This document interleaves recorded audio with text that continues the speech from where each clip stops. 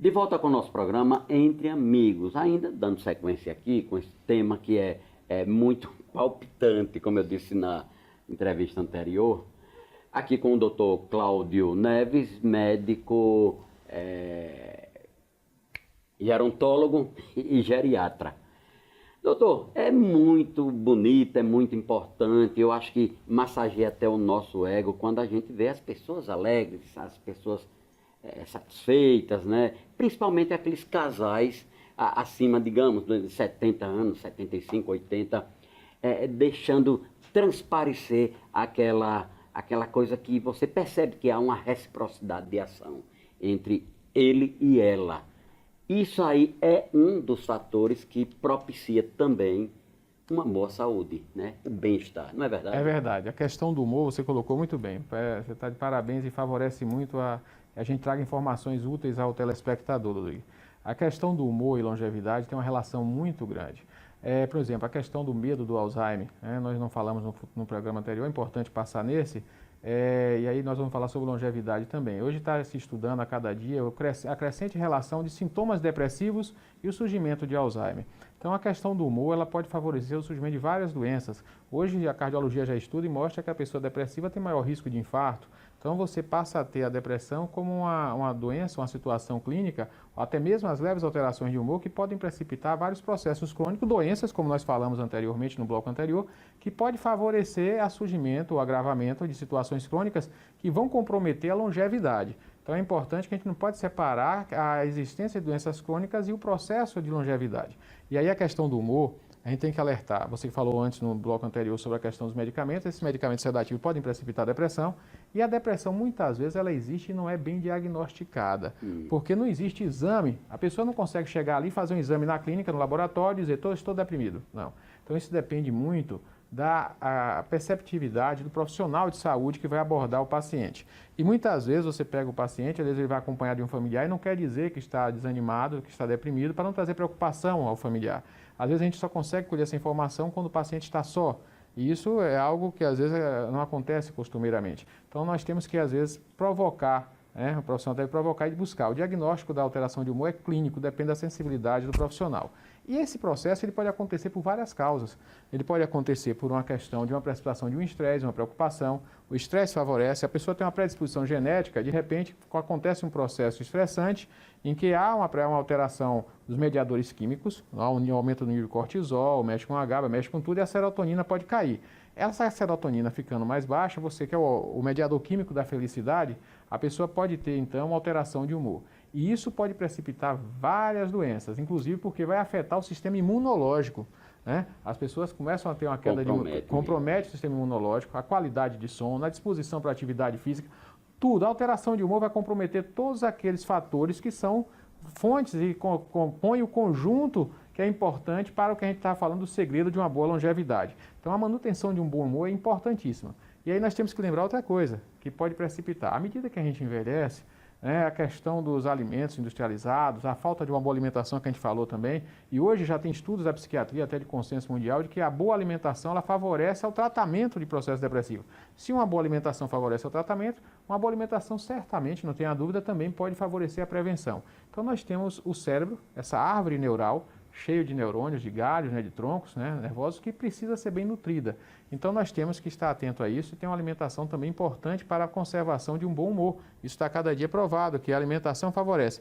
E hoje nós já temos até suplementos, Às vezes as pessoas têm uma deficiência... Suplementos alimentares? Suplementos, a gente tem alimentares ou suplementos como em forma de compostos, de suplemento de vitaminas. Por exemplo, a pessoa não consegue ter uma alimentação rica em triptofano, que é o aminoácido precursor da serotonina. Você pode fazer uma conjunção, uma suplementação. De forma dosada também. De forma dosada para cada caso, cada idade. A falta de vitamina B6 pode favorecer a precipitação de alteração de humor. Hoje já tem estudo da famosa vitamina D, que também já está relacionada à memória e ao humor. A questão da vitamina D hoje tanto se estuda, a relação da vitamina D. Então hoje já se tem um conjunto de fatores que favorece realmente uma boa saúde mental. A questão do ácido fólico, tem estudos que já não são novos em relação não somente ao humor, como também à memória, a vitamina B9, que é o ácido fólico.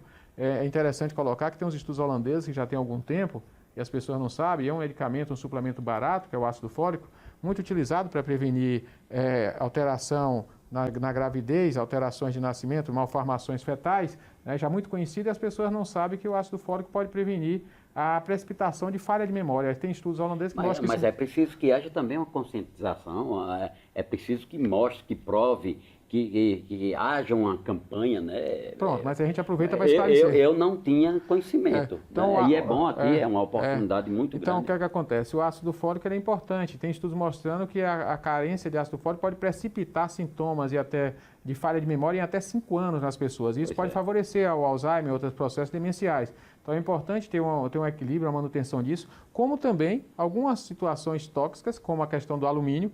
A gente tem notado no consultório um crescente número de pessoas com alumínio elevado, pode também desenvolver precipitação de falha de memória, disposição física, astenia, fraqueza. O alumínio é tóxico, é um metal que não serve para nada no ser humano, e nós temos constatado uma crescente quantidade de pacientes com um elevado nível de alumínio na corrente sanguínea. Então a gente tem que esclarecer essa população, alguns desodorantes têm muito alumínio. Mas como é que esse alumínio entra no organismo, na corrente sanguínea das pessoas, através de uma, digamos, uma panela que você faz o cozimento ali, raspa? Então, são vários fatores. Hoje, um dos fatores. Agora, recente, na USP, salvo engano, o Serviço de Nutrição fez uma pesquisa e demonstrou que o alimento que mais favorece a liberação de alumínio da panela de alumínio são os alimentos quando realizados com tomate, porque a acidez do tomate favorece a liberação de alumínio da panela. Da própria panela. Estudo do Serviço de Nutrição da USP. Tá vendo aí? Então, a gente tem que ter cuidado realmente com as panelas de alumínio. A nossa água potável da rede pública no país inteiro, já tem vários estados com essa situação, em que as pessoas usam, o sistema público usa o alumínio para decantar a sujeira da água, clarear a água. O clareamento da água é feito com alumínio. Então, muitas vezes, há um excesso de alumínio. Foi feito em nossa capital alguns estudos por alguns pacientes, e todos os pacientes que tinham alumínio alto, que fizeram a amostra das águas, mostrou elevação do nível de alumínio na água potável. Então, a gente tem aconselhado o uso do filtro, o filtro antigo, o filtro brasileiro de barro, que foi considerado na Europa o melhor filtro do mundo, é o nosso filtro. É o nosso filtro, as pessoas usam filtros muito, vamos dizer assim, avançados tecnologicamente, mas na realidade nosso filtro de barro ainda é considerado um dos melhores filtros do mundo. E realmente, as pessoas que passaram a usar esse tipo de filtro baixaram o nível de alumínio, esclarecendo a população. Essa questão do alumínio aí, eu tenho conhecimento que ele é muito utilizado no tratamento de água com cloro nas piscinas, né? Que eles colocam para decantar, para limpar, deixar a água clarinha. Agora, eu não sabia que as empresas de água, elas utilizavam. Mas o alumínio é pior até que o mercúrio. Detalhe, repare só, as capitais estão crescendo, o processo de urbanização no país é crescente, é grande e rápido. E muitas vezes não há um planejamento.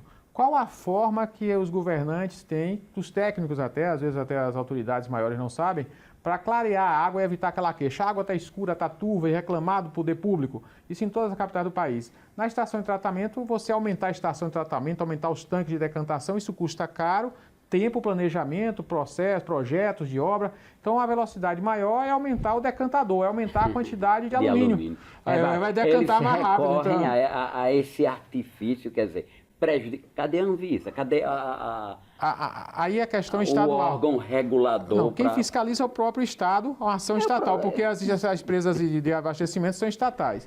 Então, você acaba tendo o Estado fiscalizando o Estado e acaba não tendo eficácia nisso. Aí o Ministério Público, acho que já passou até, não tenho certeza, a fiscalizar, mas a gente não observei ainda em questão de publicidade, em jornalismo, matéria, resultados sobre isso. Mas a gente tem essa preocupação que acontece em todo o país. E a gente tem um número crescente de pessoas com o nível de alumínio crescendo. Os desodorantes têm alumínios, alguns, porque é para fixar, né? O alumínio é usado como fixador, isso também favorece. O que é utilizado em tratamento dentário, né? Também. Isso também. E alguns queijos, detalhe, queijos que são feitos em forma de alumínios.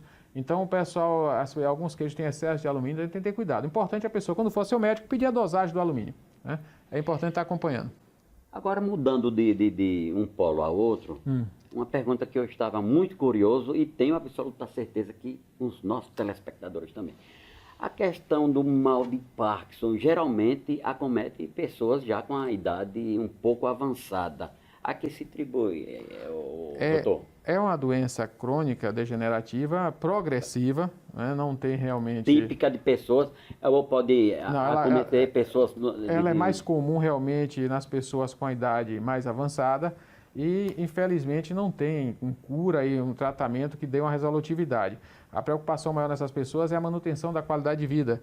O profissional médico que acompanha, a família e o próprio paciente tem que buscar muito fazer atividade física, alongamento, medicar de forma adequada, ajustar. Hoje surge a cada dia medicamentos mais modernos e não esquecer de tratar um assunto que a gente falou nesse instante, que acompanha com muita frequência a pessoa com Parkinson, que é a depressão. A pessoa passa, às vezes, não conseguir mais dirigir, isso compromete o humor, então tem que tratar esse processo depressivo. Realmente uma situação, é uma doença crônica que traz realmente prejuízo para a qualidade de vida da pessoa e geralmente da família de forma associada. É realmente um ponto que preocupa muito, não só a doença de Parkinson, como as outras doenças que a gente já falou, Alzheimer e outras situações clínicas. Como diria o poeta Vinícius de Moraes, a gente mal nasce, a gente já começa a morrer. Doutor Cláudio, mais uma vez agradeço por sua atenção aqui em nosso programa, e na próxima semana cá estaremos, na apresentação de mais um programa Entre Amigos. Um abraço e até lá.